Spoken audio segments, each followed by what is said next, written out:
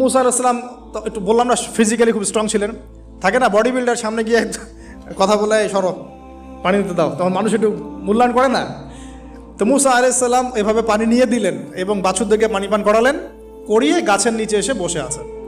বসে বসে তিনি দোয়া করছেন, এই যে দোয়াটা তিনি দোয়া করছেন, রব্বি, একটা নেক কাজ করলেন, নেক কাজ করলেন না, মানুষের উপকার করলেন, নেক কাজ করে এসে গাছের নিচে বসে দোয়া করছেন, আল্লাহ এখানে তো আমার খাবার পানি বাসস্থান কিছুই নাই, আমি কি করব? রব্বি ইন্নি লিমা আনজালতা ইলাইয়া মিন খায়রিন ফকির, রব্বি ইন্নি লিমা আনজালতা ইলাইয়া মিন খায়রিন ফকির। আবার বলেন, রব্বি ইন্নি লিমা আনজালতা ইলাইয়া মিন খায়রিন ফকির। অর্থ হচ্ছে, হে আল্লাহ, তুমি তোমার পক্ষ থেকে আমার উপরে যে নিয়ামতগুলো দিবে আমি এর জন্য ফকির হয়ে বসে আছি।